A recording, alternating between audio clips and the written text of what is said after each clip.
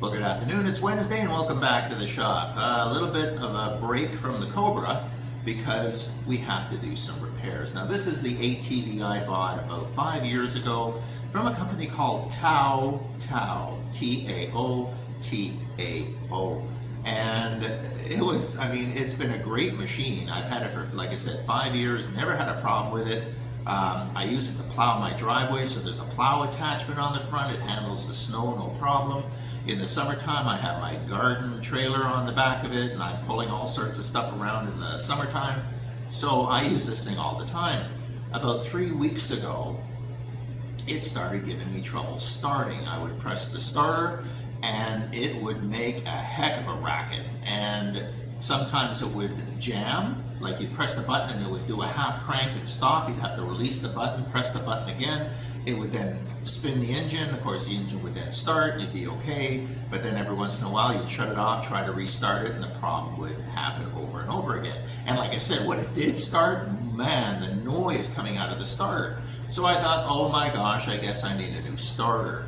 Well, if you're familiar with starters on most of these vehicles, you have an image of a starter where you have a drive wheel that jams out, so you turn the starter puts a drive gear, engages the flywheel, and spins the engine. Well, not in this case, because what happened is I pulled the starter out and I realized this doesn't look like a normal setup, and I'll show you right now. So of course, to gain access to the starter's right here on top of the motor. In order to gain access, you have to remove some of the plastic around it, and so the plastic is held in by these little screws, and there's a 10mm nut on the end of it, so you might need a 10mm wrench to hold the nut, and then an Allen driver to remove the screw. Some of them, there's actually a clip nut on the actual ATV itself, so that clip nut stays there, and then all you got to do is pull the screw out. But basically, the starter's on top. I've already removed the starter wire from it. You can see the starter wire is gone. And these two bolts hold the starter in. I just kind of put them back in place to kind of show you where they go, and of course they just come out. And then the starter pulls away and up. So I'm going to reach in, pull it away, and then up, and the starter comes out. And then you come to realize there's no drive gear on this thing, and this is simply a gear that must engage another gear inside of the engine. So the noise that was coming out of this vehicle is certainly not created by this. This is simply a motor with a gear at the end, but if you look closely, that gear has been chewed up a little bit, and that's gonna, when I show you what the problem is, you'll understand why that gear is looking like it's a little bit worn. So the problem is not the starter, the problem is on the other side. The real problem is behind this cover. Now, in order to remove the cover, it's actually quite simple. There's just about 10 of these bolts that go all the way around. The problem is before you remove this cover, you have to drain the oil. The problem is this cover actually connects to the bottom of the engine, so if we pull this, it's just going to flood oil out of it. So I've already pulled the drain plug, I've already pulled oil out of it, I've already removed the bolts, kind of moved a few things out of the way, and then this cover comes off.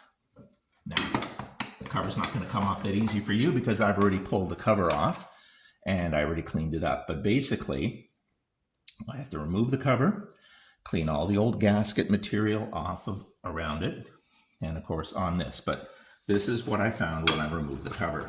Is this pin. Well, over the 5 years I had it, what was going on is this pin, first off, it's hollow. I don't know why the pin is hollow. The second thing, the pin had two circlip grooves cut into it. And where it snapped right along that circlip groove. So this piece broke. So the shaft holding the starter gear in place snaps. When it snaps, of course, then this gear starts to become loose. And therefore, what's going on is it binds, it makes noise, it does all sorts of things. But what it did do, which caused a lot of my problem, is it broke the housing. You can see that the housing has been snapped off because when this broke, it snapped off that housing. So the only way I could get this unit back on so that I could use it real quick was to weld it. Now, guess what else happened? When I started to weld this, my goggles, my welding helmet stopped working. It wouldn't darken, so I had to close my eyes when welding. I know. You're going to say you didn't close your eyes. Yeah, I closed my eyes. But basically, I repaired it temporarily. But what I did do is I mic'd this out to get the dimensions, and I went down to my local shop, which is a machine shop in Belleville, and I got them to create a brand new pin. Now this pin is stainless steel. There is no hole in the center, and it does not have any circlip grooves cut in it to make a weak spot. So we now have a replacement pin for this. Now, why did I make it longer? The reason I made it longer is because this broke out, I needed to actually drill it in so that this pin now will sit in deeper, because where it broke out is where it was sitting before, and it would just fall out. So what would happen is, if this didn't go further in like that, it would just fall out again. So here we are. I'm going to take this bar, I'm going to insert it into the hole that we've now created, this new one that's a little bit deeper. I'm going to take the cover and I'm going to put the cover in place. And there we go. Now that's in place. It won't go any further. And guess what? There's absolutely a gap between the engine and the cover. And let's see what that gap is. 3.6. So I think we're pretty good. So if we take off that, and again, for safety's sake, we might just take off a little bit more off of that bar is going to fit perfectly in here.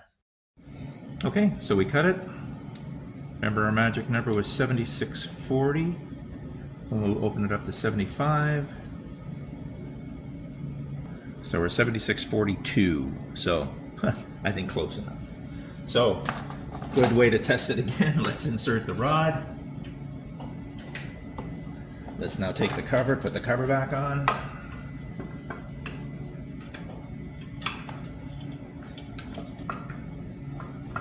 So now the casing is back on. It's right up against, I can't even get a fingernail in there. So we're right up against the casing, but remember, we're going to be putting in the gasket, and we're going to be putting some ATV, the sealant around it, so we'll be able to bolt this back on. Okay, so we've cleaned the surface. We use some brake cleaner on it. We use some brake cleaner on the mating surface here as well.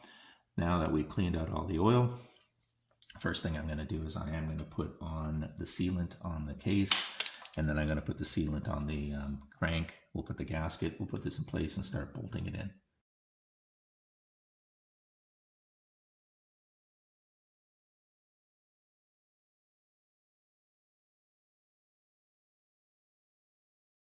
Now the gasket I made myself. You just go and you pick up the gasket material, and we all know how to make a gasket. I took this casing here, laid it flat out onto the gasket material. I drew a pencil line around it, cut it out, and then once I cut it out, I was able to then just get the holes aligned, and you can just cut those holes yourself. If you just take something like a socket or something, you can actually cut out the holes by simply putting pressure on it. It'll cut itself against the sharp edge here. So again, made my own gasket. So we're ready to go. Stator, got the gasket material in place. We'll just come in on the side, get this out of the way, and done. The nice thing about the stator is it's magnetic, so it actually pulls the case in on me. Now we can start taking some of the bolts and running them into the housing to align everything.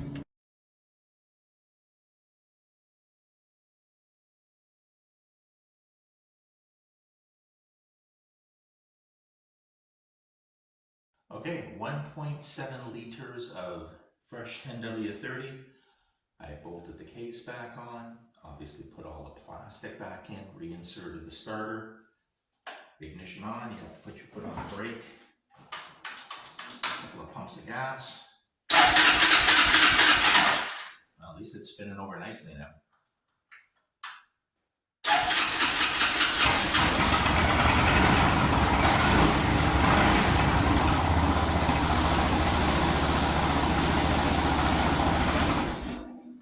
So that's it.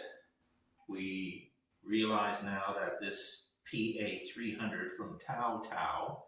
Doesn't use a conventional starter, it uses a slip clutch right on the crank, and then it has an idler gear with a reduction on it, and then the starter itself is nothing more than a motor with a gear on it as well, and that engages the whole thing. And in my case, like I said, the steel shaft that they used, they had cut a couple of circlip grooves in it, and I guess after 5 years of the torque on that, that shaft snapped.